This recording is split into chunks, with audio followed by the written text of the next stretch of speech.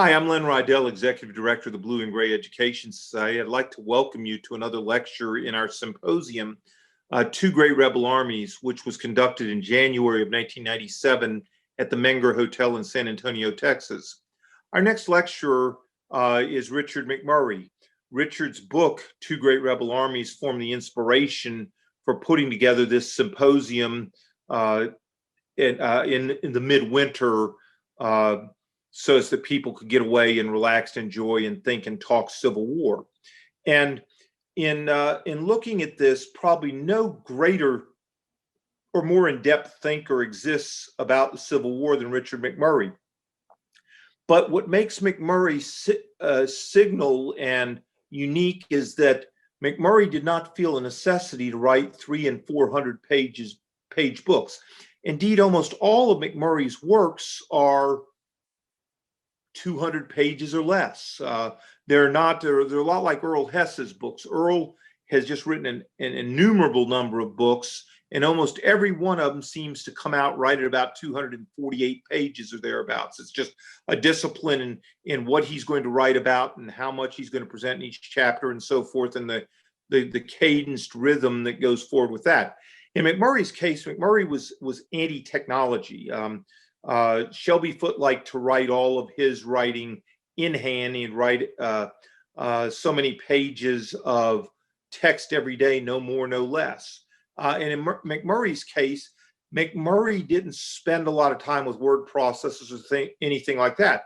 Well, you can understand if you have a manuscript of 400 pages, you got a problem because you're shuffling things back and forth. And for academic historians, of course, they had departmental secretaries that were always getting dumped on or getting a chance to make a little extra money typing the manuscript or correcting the manuscript of the professor. Well, Richard wasn't working as a faculty member at any university. He just eschewed the environment and didn't want to be a part of that, and so consequently, he relished the opportunity to be a freelancer and to move around and talk without the obligations of being on a college faculty and so forth. I think he was very briefly on the faculty at North Carolina State University. He was on the faculty at Valdosta State University, which he called VD State. But really what Richard wanted to do was sail on the Mississippi, on the Delta Queen with Jack Davis and drink Southern Comfort Manhattans and just enjoy life. And I think he probably had a little bit of financial cushion from somewhere in his background. He certainly was a great friend and continues to be a great friend of the Blue and Gray. He was always promoting us wherever he spoke, no matter in whomever he spoke. He always spoke kindly of us and recommended people check us out. And I'm sure that we can probably count more than a few people who joined Blue and Gray as a result of his recommendations. And so I always had a very, very strong and continue to have a strong and affectionate feeling for Richard McMurray. In this case, what I wanted him to do was I wanted to pick in again to his intellect. I'd asked him to give us an insight into Tom Conley.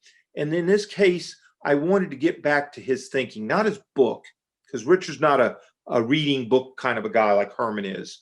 Richard is a person who speaks from what he has synthesized in his brain. I wanted him to synthesize for us. And so the question I asked him to address was, would you please look at Lee and his lieutenants and discuss why they had an aura of invincibility?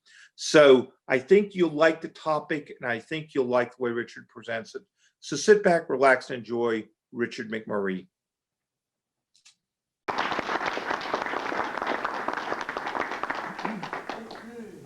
Well, I hope you found the day to be energizing.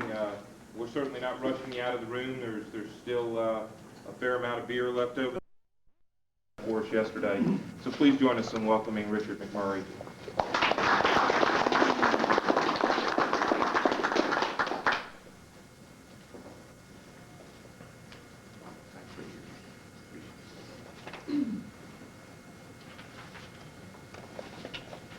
I was worried when Lynn started talking about setting the table. I thought I had some new occupation for me this evening.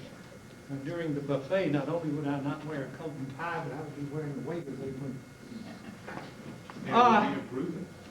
Be an improvement, I'm sure it would be. It would get me down to slinging hamburgers, which I may be qualified to do, or slinging something anyway.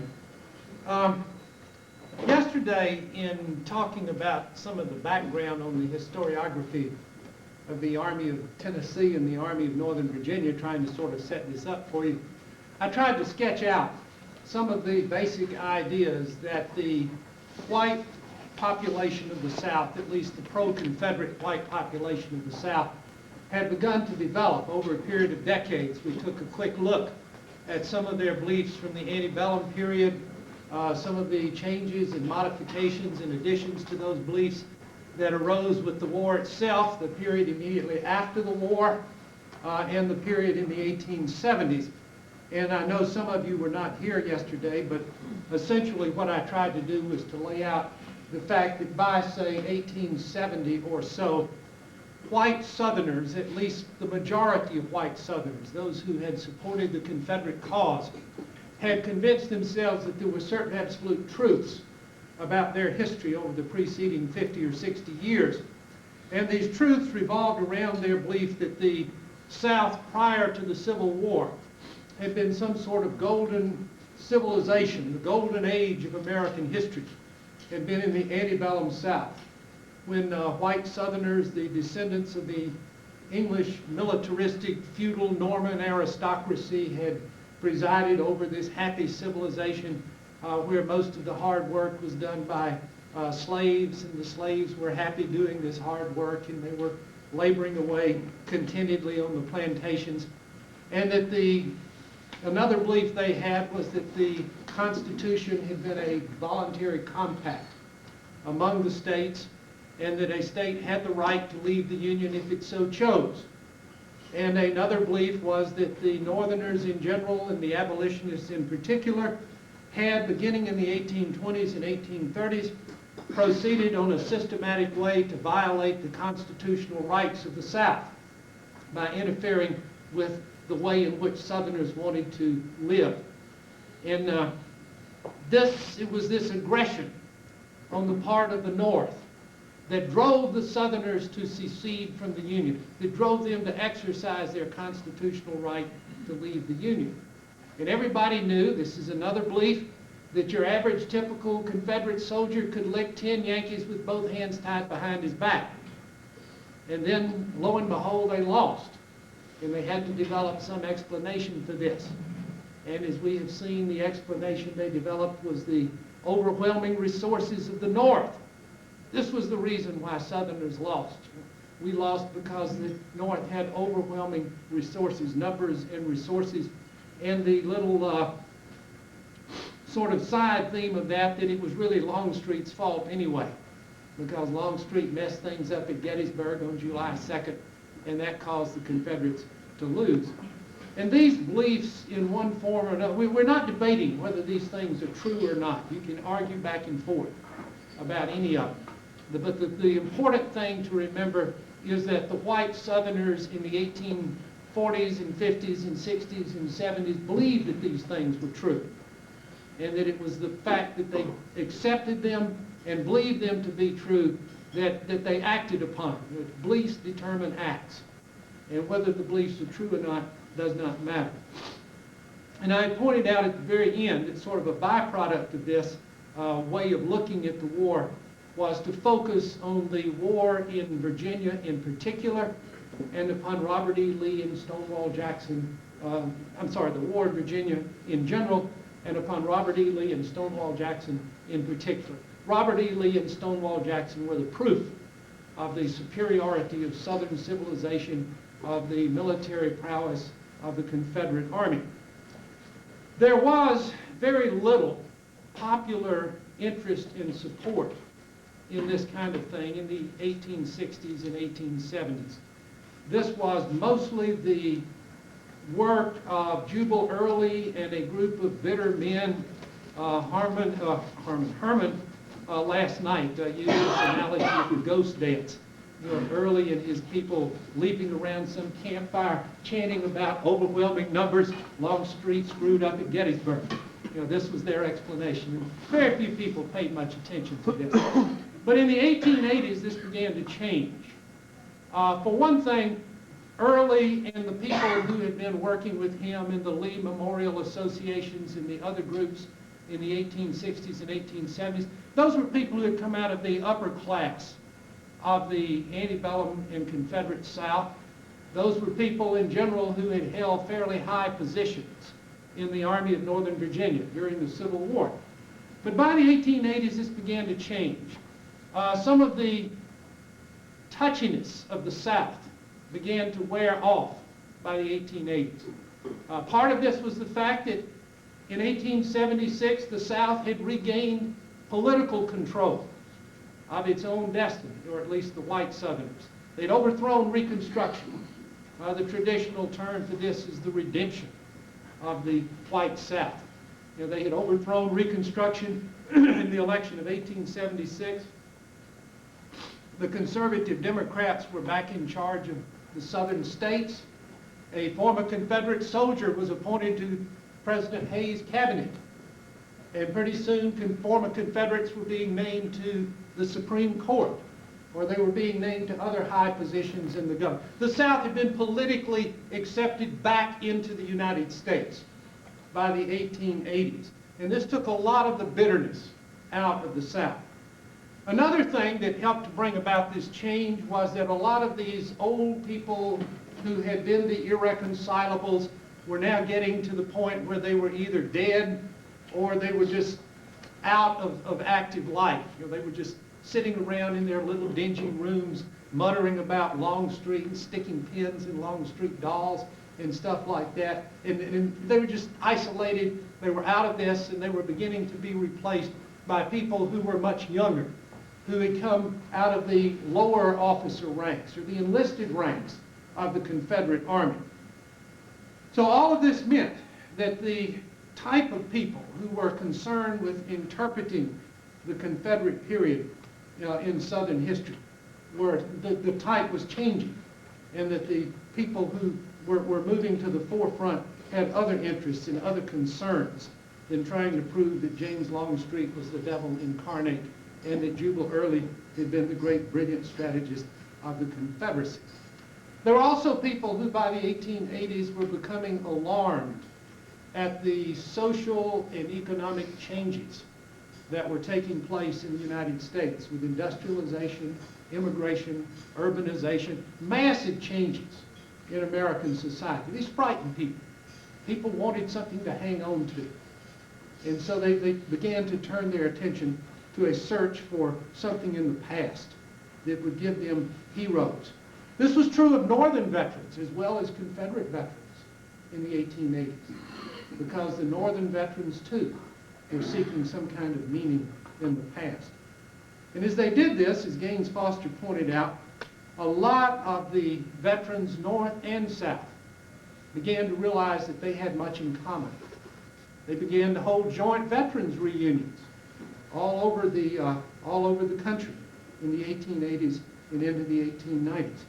There was the emergence of a new veterans group in the South, the United Confederate Veterans, the UCV, began to replace the Southern Historical Society, the Jubal Early. Southern Historical Society continued in existence for many years, but it became a more and more isolated thing and was replaced in the popular mind in the membership ranks by the UCV, as most Confederate veterans began to flock into that organization. And Gaines Foster in this book, Ghosts of the Confederacy, makes the point that you can see the difference if you look at the publications of the Southern Historical Society and those of the United Confederate Veterans. The Southern Historical Society papers were articles very much like in a magazine, say like Foreign Affairs today, or the Journal of American History. Very few people read those magazines. Understandably so, if you try to plow through some of the stuff that they publish. Whereas the Confederate veteran was more like USA Today. Little short articles and this sort of thing. designed to attract attention. So that the great mass of Confederate veterans in the 1880s and 1890s flocked into the UCV. They began to go to, as I mentioned, to joint reunions.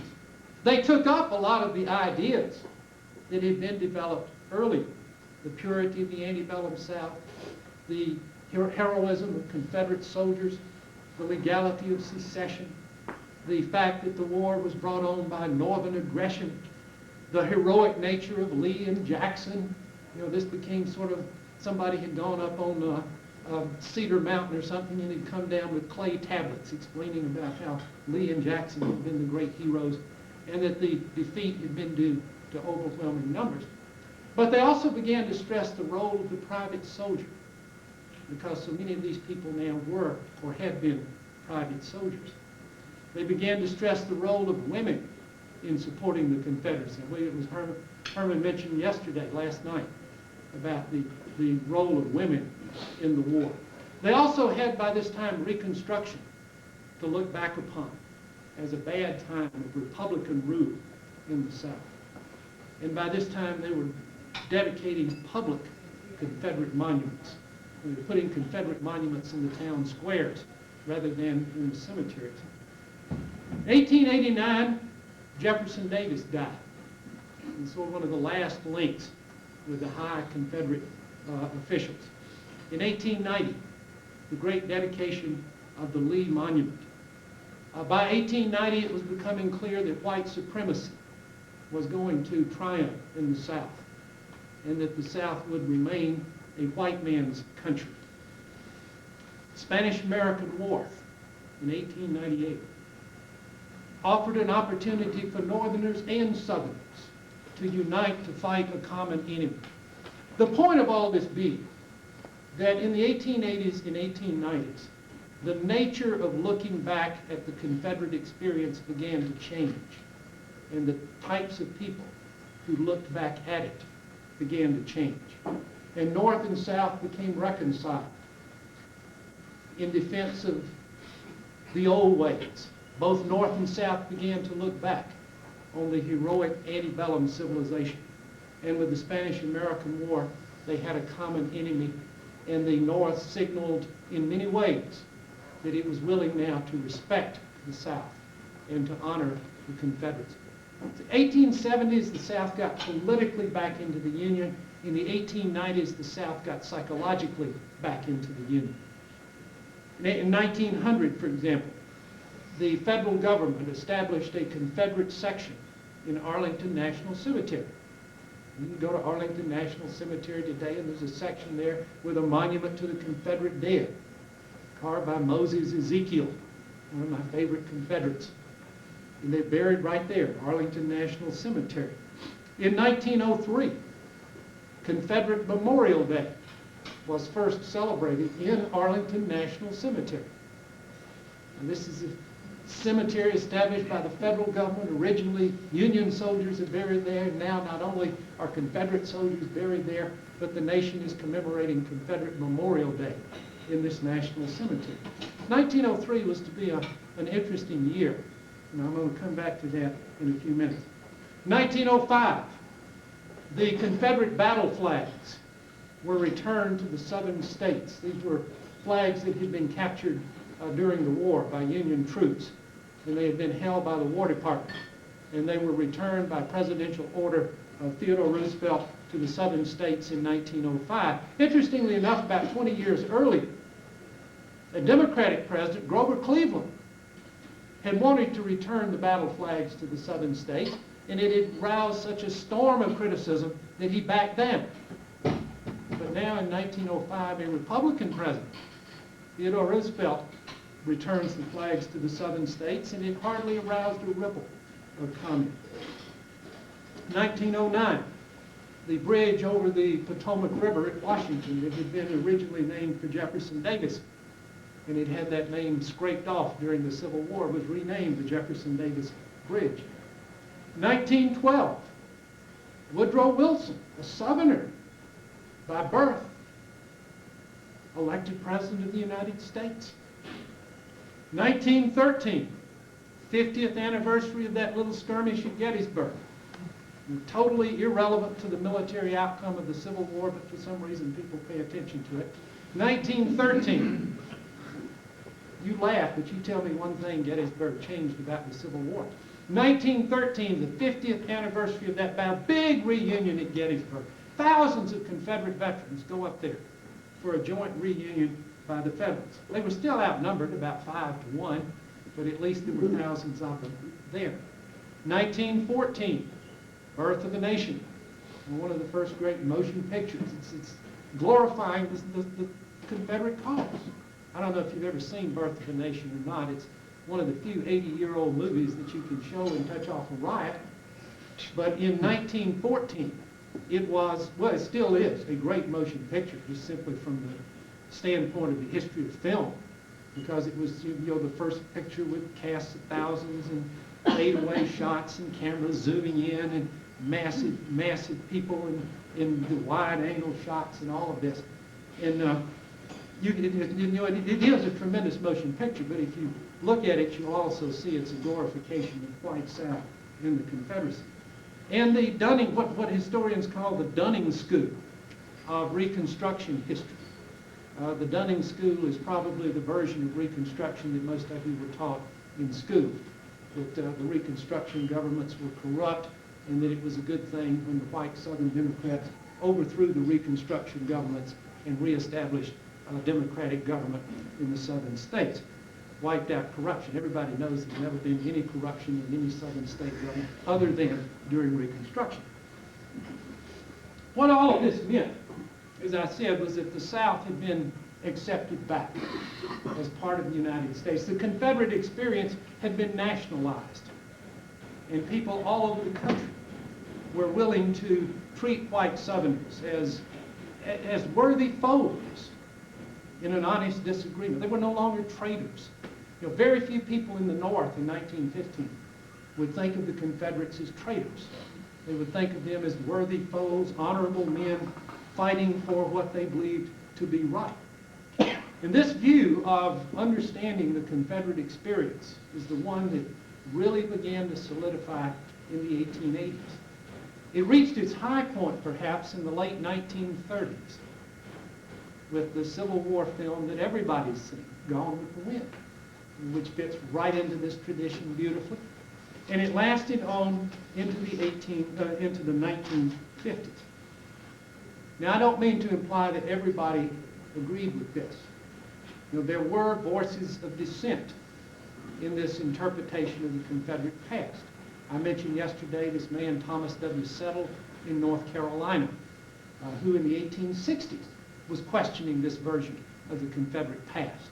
In 1910, William E.B. Du Bois, the great black scholar, wrote a book called Black Reconstruction, in which he pointed out that this view of Reconstruction leaves a lot to be desired, and offered what became a new view of Reconstruction some 40 years later.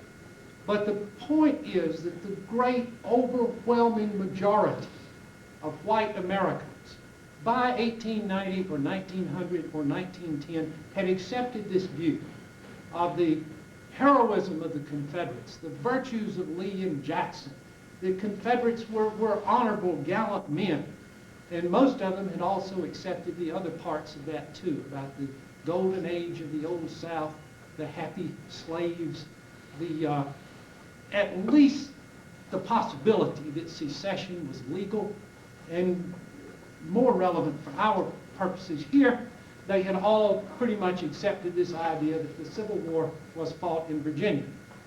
I was at a conference one time up in New England. We got to talking about the names for the war, and somebody in the audience said she had grown up thinking that it was the war to defend Virginia. That was the proper name for this conflict. And this is the most relevant point for what we are doing here.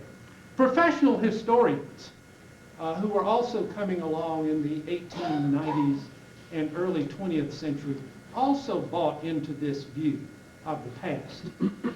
If you were a professional historian in writing about the Civil War in 1890, 1900, 1910, you probably pretty much accepted this view of the Confederate past. If you did not, and were teaching in the South, you were subjected to a lot of public criticism if you dared to voice any doubt about the wonders of slavery, or the legality of secession, or the heroism of the Confederate soldier, or the semi-divine nature of Marsh Robert.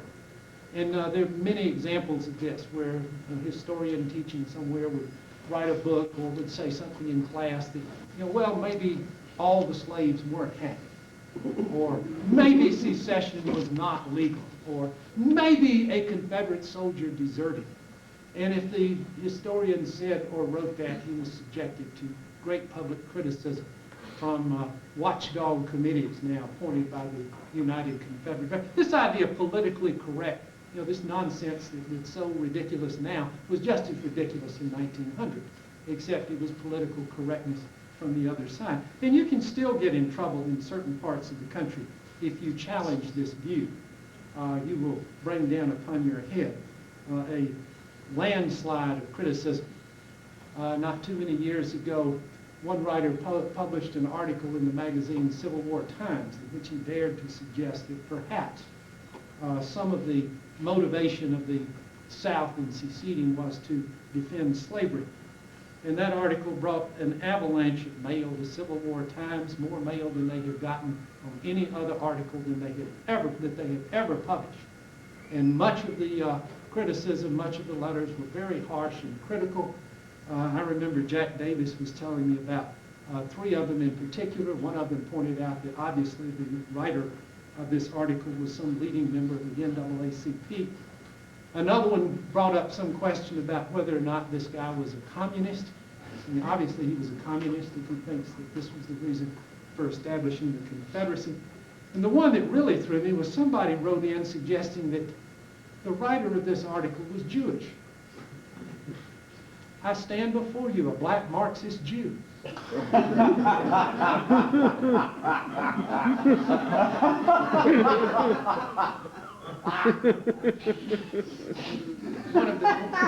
One of the very few in Civil War history.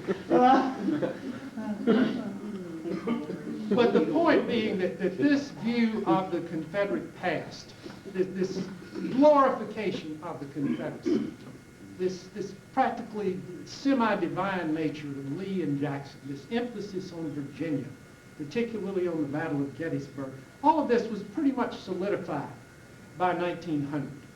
And it was, as I said, it really began to develop and accelerate in the 1880s. And so now at last we get to the subject of my talk that I was supposed to work with yesterday. In 1886, Douglas Southall Freeman was born in Lynchburg.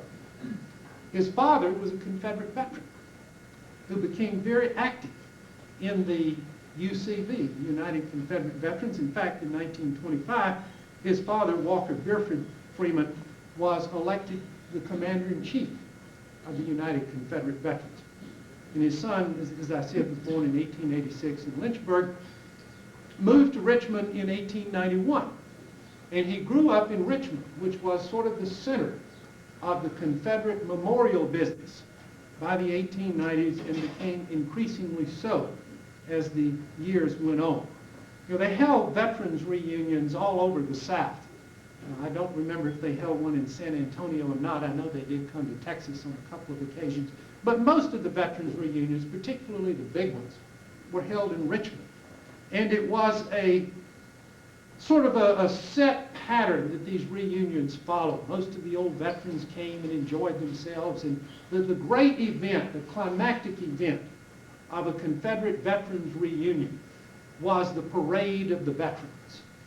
And of course, in the 1890s and early 1900s, there were thousands and thousands of veterans who would come to these things. And then gradually the numbers marching in the parades began to drop. And then finally there were automobiles taking people in the parades. And then I guess ambulances taking people, litter bearers, hearses, as the years went by, down to the last of the Confederate veterans reunions in 1951. But in the period that we're talking about, the 1890s, 1905, 1910, these reunions were really big things. And cities competed with each other because this was a massive influx of money for the city. But as I said, the big ones that really got the attention tended to come in Richmond. And it was in Richmond that Douglas Southall Freeman lived from the time he was 5 years old until he died in 1953. Freeman, in 1903, I mentioned 1903 was kind of a pivotal year in a lot of this, but in 1903, Douglas Southall Freeman was at a Confederate Veterans reunion in Petersburg. And he stood there and watched as the old veterans came marching through the city. And it was at that point, as he said later, that he decided that his mission in life was to preserve the record of our fathers of the Army of Northern Virginia. And I think both parts of that were important in what was to come. But Freeman in 1903, and when he's 17 years old, gets this divine mission from the Confederate Veterans Reunion. His purpose in life is to preserve the record of our fathers. In his case, literally, our fathers of the Army of Northern Virginia. And although he acquired a doctoral degree in history from Johns Hopkins in 1908, he did not teach history formally. As you probably know, he spent most of his adult life as a journalist in Richmond, but he spent a lot of his time writing history, Confederate history, or what was called Confederate history, but it was really the history of the Army of Northern Virginia. And what I want to suggest is that Freeman is, considering the time and place of his birth, the time and place where he grew up, all the influences to which he was exposed, he is right in the middle of this Confederate commemorative industry that had sprung up in the late part of the 19th century. And he, I would suggest, is very strongly influenced by this. You know, that he falls right into this pattern of beliefs that Confederates and former Confederates held through the 1880s and 1890s and on into the 20th century. And I do not think you can understand Douglas Southall Freeman's writings about history without understanding that fact. As I believe it was T. Harry Williams said one time, Douglas Southall Freeman was a Virginia gentleman writing about Virginia gentlemen. And that was the way in which he tended to approach the history in which he was engaged. Freeman, as you know, beginning in 1915, signed a contract to write a short biography of Robert E. Lee. At least it started out, it was to be that way, just for a little series of books that was being done by Scribner's Publishing Company. And as the time went on and Freeman worked with it, he kept saying, well, I'd like to make this a little bit more than just the sort of brief biography you want. Well, okay, you know, add a couple of chapters. And then he's back the next year. Well, I want to do a little bit more. Okay, a couple more chapters. And pretty soon, well, not pretty soon either, 20 years later, when he gets this thing finished, you've got the 4-volume R.E. Lee, which grew out of this work that Freeman did. Freeman's book on Lee became sort of the high point of this written version of Confederate commemoration that I have been trying to describe for you. He went on, after completing R.E. Lee, to write Lee's Lieutenants, which was about the high command of the Army of Northern Virginia. And you probably are, if you're not, you should get to be familiar with these books. But as I said, they fall very much into this pattern of Confederate history that I've been describing. For example, in R.E. Lee, Freeman placed a great deal of emphasis on the Battle of Gettysburg and was very critical of Longstreet and what Longstreet did or did not do at Gettysburg. But then when he wrote R.E. Lee, you're nodding your head back there, when he wrote when he wrote Lee's Lieutenants, he began to modify that somewhat. But the point here is the emphasis. The emphasis is on the Army of Northern Virginia. And Douglas Southall Freeman was widely recognized in his time as the preeminent authority on Confederate military history. You want to know about Confederate military history? Ask Douglas Southall Freeman. With all due respect to Freeman, whose work I do enjoy and admire very much, I would like to suggest that he was not the preeminent authority on Confederate military history. He doubtless was the preeminent authority on the Army of Northern Virginia, which a lot of people would mistakenly confuse with Confederate military history for the very reasons that we have been talking about. This emphasis on Virginia, this emphasis on Lee, this emphasis on Gettysburg. And so Freeman is widely accepted after the 1930s as the authority on Confederate military history. But Freeman wore sort of a set of blinders, you know, like they put on horses and mules to make them look straight ahead. And his were focused on Virginia. There is an essay in an appendix of Lee's lieutenants. It is called Confederate Resources of Command that Freeman wrote. The subject of that is the Virginians who were available to be commanders in the Confederate Army. Confederate resources, they're all Virginians. Well, I think he did mention Dorsey Pender in there, you know, from North Carolina, but Dorsey Pender did become a division commander in the Army of Northern Virginia. Freeman is confusing the Confederacy with Virginia. I tried to find out in the very short time I had between my being notified of this topic and the time of this conference, whether Freeman had ever been to Vicksburg or Chattanooga, Shiloh, Stones River. Ed is over here shaking his head. Not that anybody knows of. Unless he was incognito. Maybe as a no, I don't guess he would have been as a very young man either. I was just wondering about that, if he had ever even been to any of these battlefields in the West. Did he ever get to the Shenandoah Valley? Surely he must have. Well, yeah, that's the West. Did he ever get as far as Lynchburg?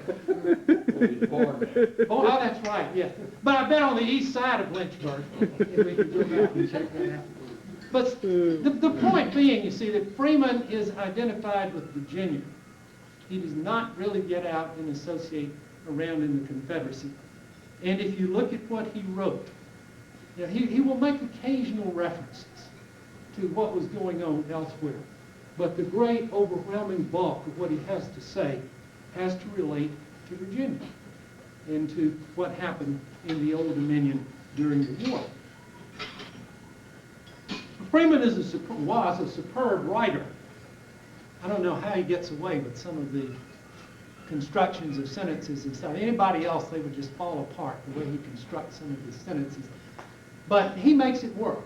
He's a superb writer, and people who've never read other things about the Civil War in the 1940s and 1950s have at least read in many of Freeman's books.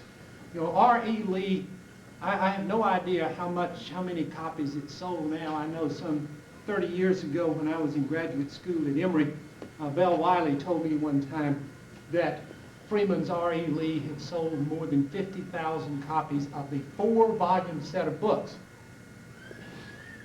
And, you know, that's an incredible sale for a 4-volume set of books like that. But widespread, widely accepted. Freeman, of course, was criticized from time to time by people like Basil Liddell Hart, J.F.C. Fuller, perhaps most prominently by T. Harry Williams. But he was mostly criticized on minutiae by these people. They would say, well, you know, Freeman's view of war is limited to Virginia. Or Freeman attaches too much importance to General Lee. Or Freeman is not really critical enough of Lee. You know, he really needs to evaluate Lee better and to take a closer look at Lee. And most of the criticism and discussion of Freeman's work that came in the 1940s and 50s and early 60s sort of went along that way. Well, Freeman's not exactly right on what he says about Mine Run. He's not exactly right about Cedar Mountain. And you have to modify that this way and that way.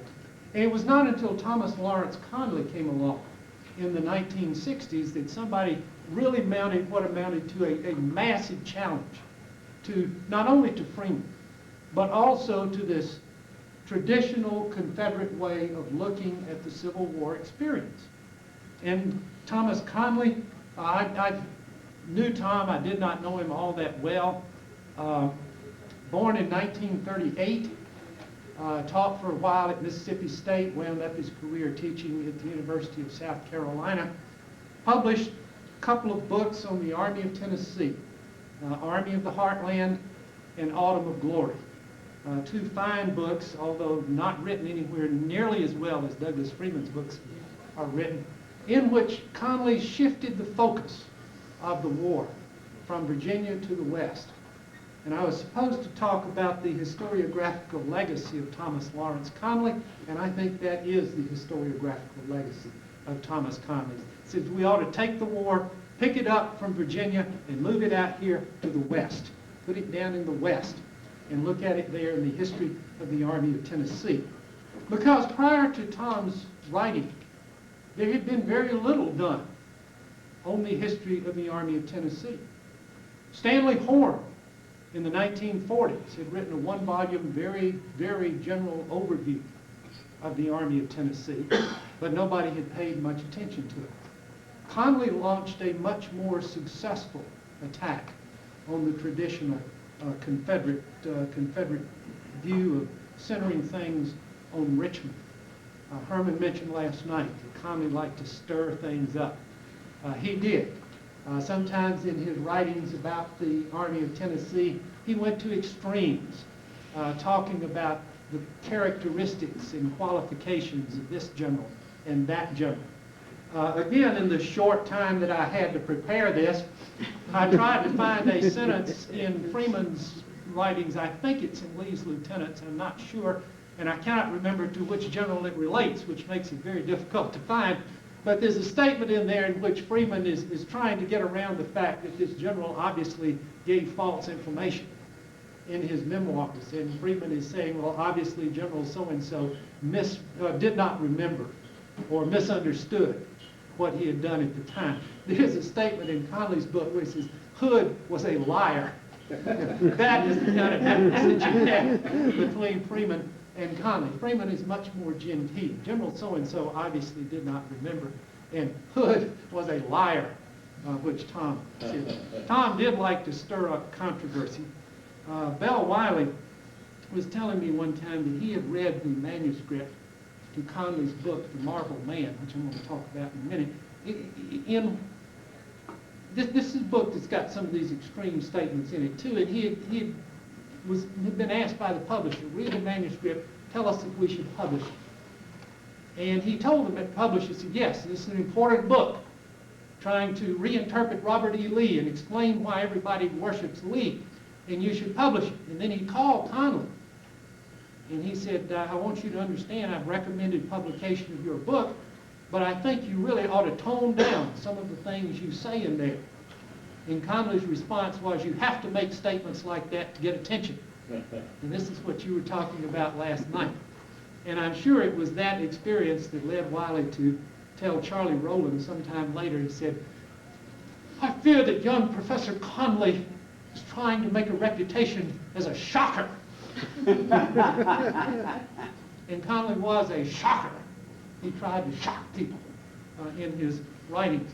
But basically, I think his underlying history, his underlying thesis about the Army of Tennessee and about the growth of the Lee legend is basically correct. And you've got a copy I see right there of The Marble Man, which is his book trying to interpret Robert E. Lee.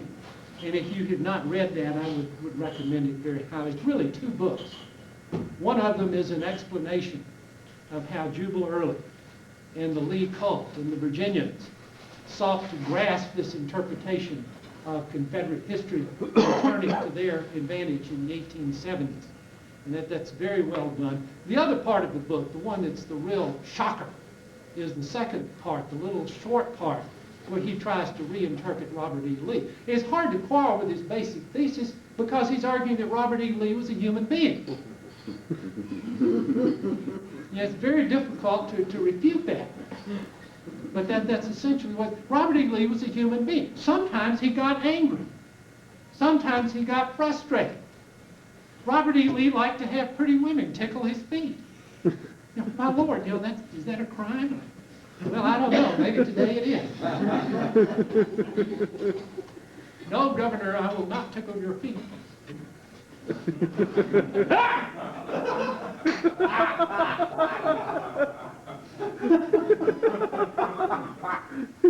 sorry, I shouldn't have said that. Oh, yeah, you have to say that. But still, I think the weakness in Conley's argument is that what he and other people who have begun to criticize Lee have had to say has been mostly around personality and not about Lee's military record. You know, I think that when you look at Lee as the best general the Confederacy had, that's different from looking at Lee as one of the minor gods. There's a difference there. Here is Lee, the best general the Confederacy had. I'll buy that. Here is Lee, one of the minor deities. You know, I don't, you know, it's just irrelevant whether he's one of the minor gods or not. You know, did he like women, pretty girls to tickle his feet? What does that matter? You know, of course he did. You know, what does that matter? You know, the important thing is maybe Joe Johnston or Beauregard should have had some young ladies tickle their feet. Maybe they would have been a better general if this had been the case. You know, whatever it was that made Lee a better general was something that the Confederacy could have used in the West. And I think this is the weakness. Conley is right when he says, look at the West. You know, this is where the Civil War was won and lost. But when he says Lee was, you know, a human being, you know, so what? When he said Lee was you know, the man who dominated Confederate military strategy. Well, was it the right strategy or not? You know, I think they're asking, Conley and the others asked the wrong questions about Lee. You know, was Lee a human being? Of course he was. Was he a good general? Yes, he was. Which is more important?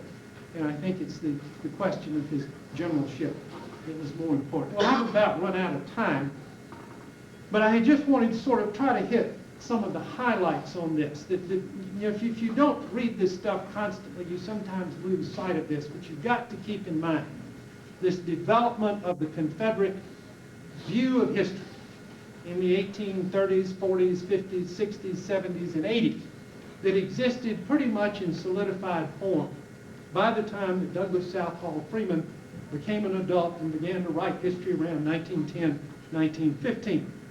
That view of history lasted on for many decades after that. And Freeman and Conley do not deal with these big issues, you know, about the nature of slavery, the legality of secession, the wisdom of Reconstruction. They don't deal with those. What they are dealing with is the military aspects of this.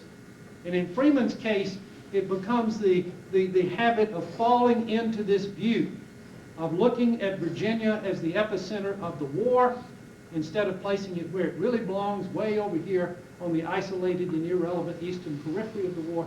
And in Conley's case, of looking here at the war in the West, Kentucky, Tennessee, Mississippi, Alabama, and Georgia.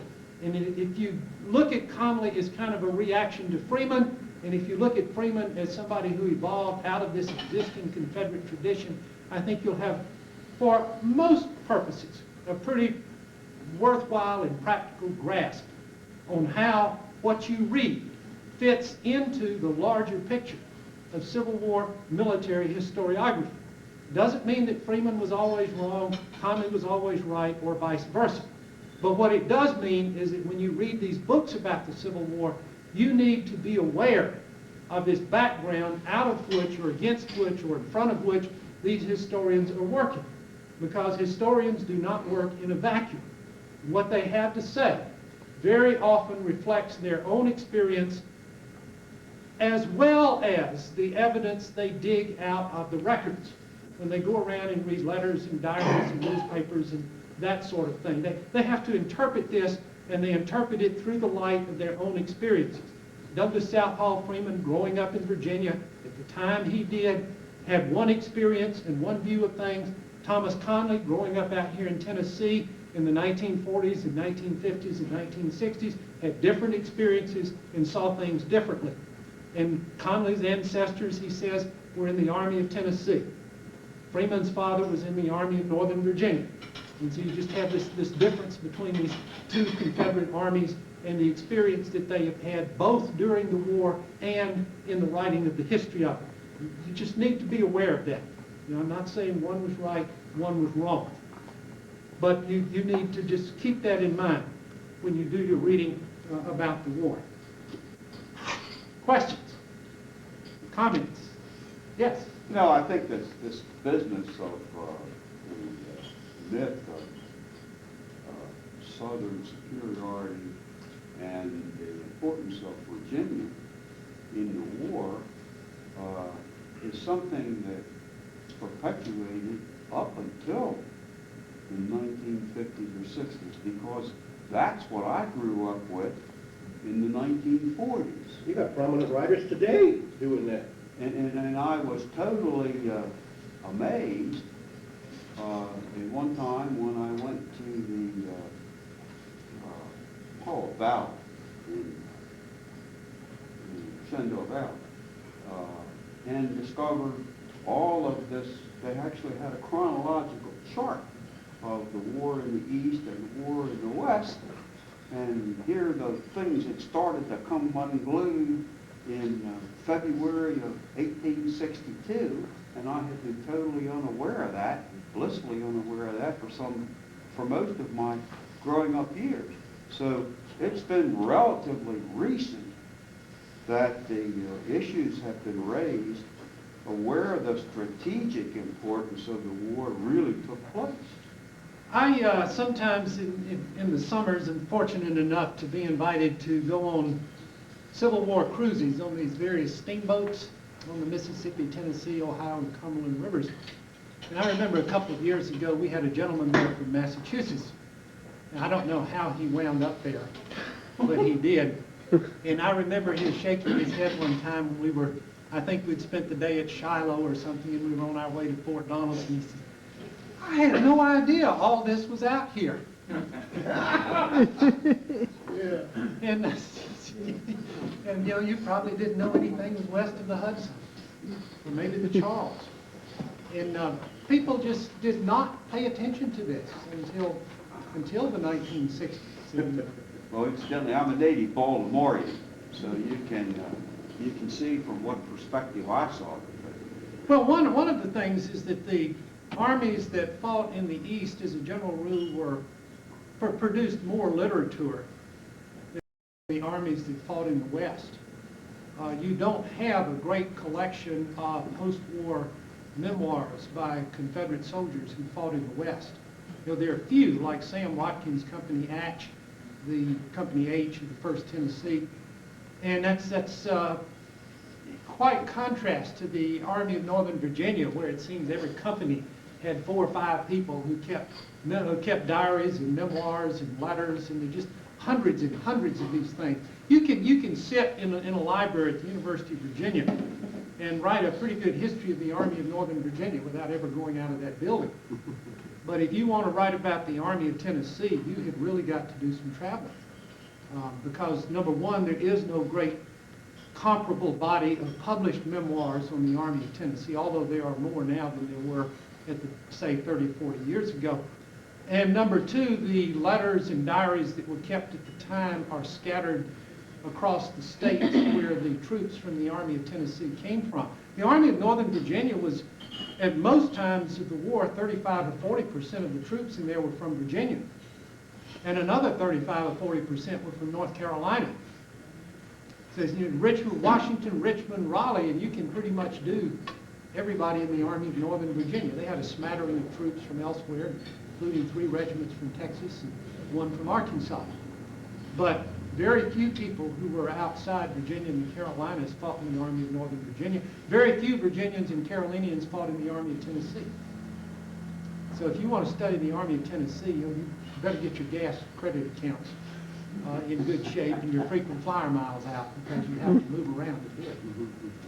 Yes? Richard, there was a heap of Georgians in the Army of Northern Virginia. Yes, there were. At least But not 36 regiments or something. Yeah, but out of the total number of regiments, Yeah. in that army, that's only about maybe 10% or so. There's a wonderful book called Two Great Rebel Armies that everybody should buy and That read. is a good book. And there's some Thank you, sir. Thank you, sir.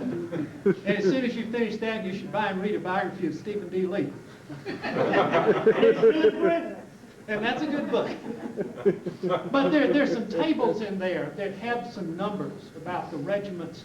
I don't remember what the numbers were, but the number of troops from Tennessee, Mississippi, Louisiana, Arkansas, Texas, Alabama that fought in the Army of Northern Virginia was very small relative to the strength of the Army of Northern Virginia. Most of the troops in the Army of Northern Virginia, as I said, were from Virginia and the Carolinas. There was more from Georgia. Georgia would probably be in fourth place. Maybe even edge out South Carolina for third. But the percentage terms of South Carolinians, almost all the South Carolina regiments went to the Army of Northern Virginia.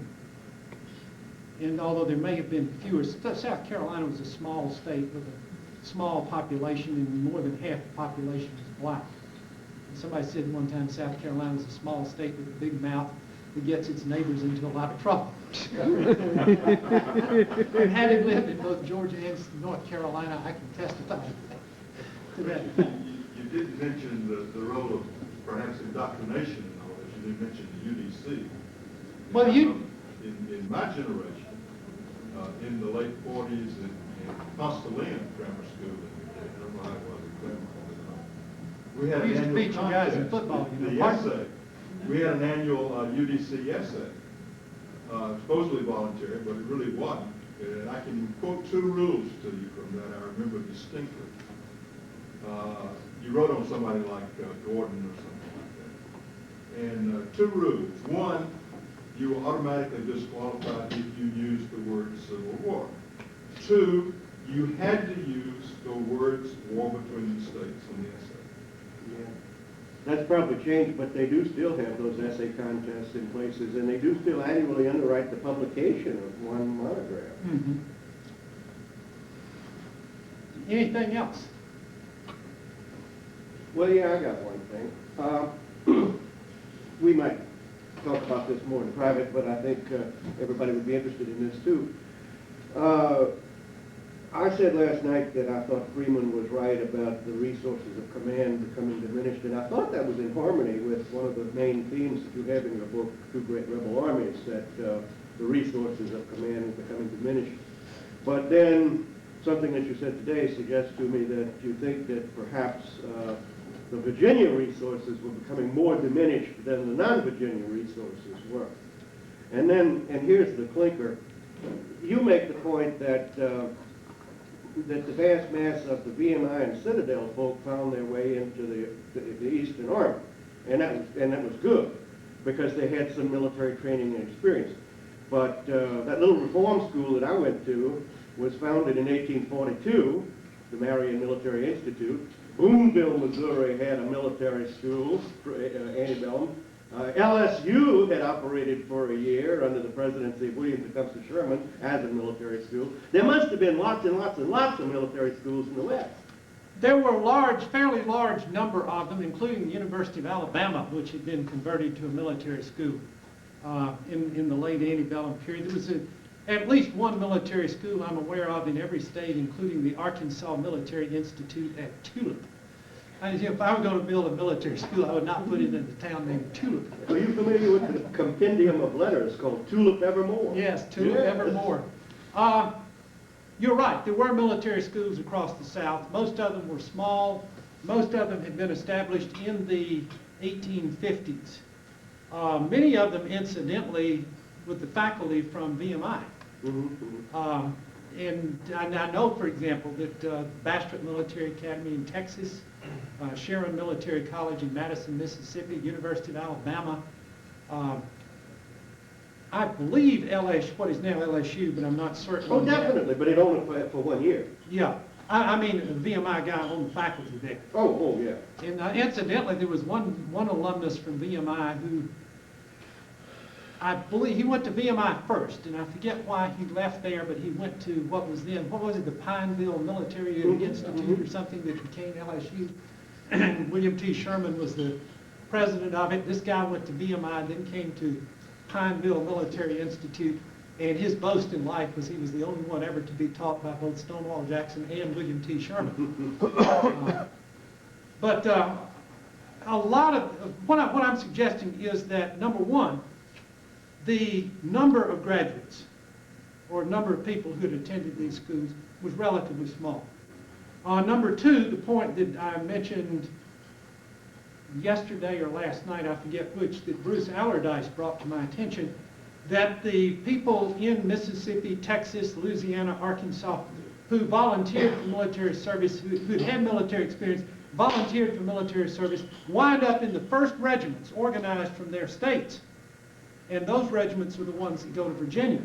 So that the Louisiana regiments that are in Virginia are regiments that were organized in the spring of 1861, and they sort of sopped up the great, to use the good old southern verb there, they sort of sopped up the experienced people in Louisiana into those regiments, and they go to Virginia. And then later on, when you organize what were the higher numbered Louisiana regiments, you don't have people like this in there. I think that's the key. Your point is right. Yeah. But I think it's the differences, the numbers, and the fact that a lot of the people from the western states wound up in the Army of Northern Virginia. To my knowledge, none of these other schools really has a collection of records and stuff that make it possible to trace the graduates. I wish they did. Yeah. Yes, Ed? Two trivia ones for our friend from Georgia. The UDC, of course, joint resolutions of Congress will get you, don't get you much, but the UDC in 1949 got a resolution to Congress giving the Civil War and the views of Congress the official name, the war between the states. I was aware of that, but I had forgotten it. But if you write it a lot, you really develop an appreciation for the word Civil War as opposed to war between the states or war for Southern independence or something like that. Yes? Richard, here in Texas, there was a Texas Military Institute, not the same TMI that's here in San Antonio today, but this was much earlier. It was in Galveston, then reorganized at a place called Rudersville. And the headmaster there was named Caleb Forshee. He was a West Point man. He didn't graduate there, but a West Point man. And then he moved east and served with Magruder as his chief engineer there on the peninsula. And practically all of those students who were with him moved east also. Oh, okay. I knew about the Texas Military Institute, but I did not know about this guy. But that's exactly the point. Sure. That, you know, Yeah. these people wind up going to Virginia. And it's not that these people are braver or smarter than people who go in the Army of Tennessee or the Trans-Mississippi Army or someplace, but it is that they've got the experience. And they are the ones who become the junior officers and the captains and the sergeants. And if you've been in the military, those are the people who run things. At least the sergeant can. I can remember when I was in the military, had a wonderful, wonderful way of getting things done. You know, Sergeant, sir, take over here. Yes, sir. I'll be in the officers' club if you need me to be. Very good, sir. What he meant, of course, was good riddance. You're really in the way around here. Or as Paul Childs at Antietam told me one time, said he was in the Army. He was a range officer. He was in charge of the rifle range one day. And so he got up at 4 o'clock in the morning or something, went out to the rifle range, and the sergeants out there had already gotten everything organized, and the troops were blasting away at the targets. And he stood around for a couple of hours watching, and then he said, well, I might as well go back and catch up on some paperwork.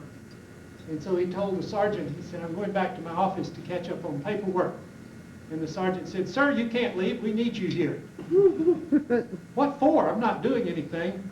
No, sir, but we need you here to be responsible in case something goes wrong.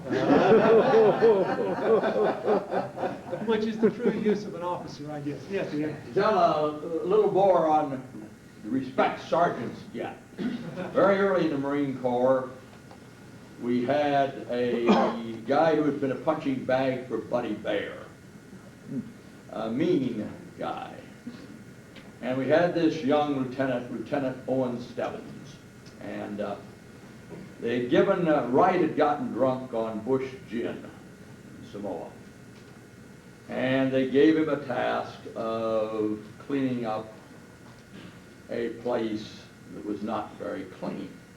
He's drunk and he's mean. And he says, I'm not going to do it. And poor Lieutenant Stebbins has a guard there, and this is a combat zone where you carry loaded weapons. So the lieutenant says, tells the poor private of the guard who's watching him, hold your peace. No. Insert his cock your piece. And Sergeant Adams comes up. Sergeant Adams would make any person in here look like the toughest guy. He's about 6'2", raw bone, been in the Marine Corps about 12 years. You could see what the television would see if they had that to do today. He says, Lieutenant Stebbins, take a walk. He then took a pick-matic handle and waded into right. Now right, in a moment, this drunken pug is screaming for mercy as Sergeant Adams beats him into the ground with that pick-matic. There's a sergeant. And then needless to say, everybody took that as a lesson.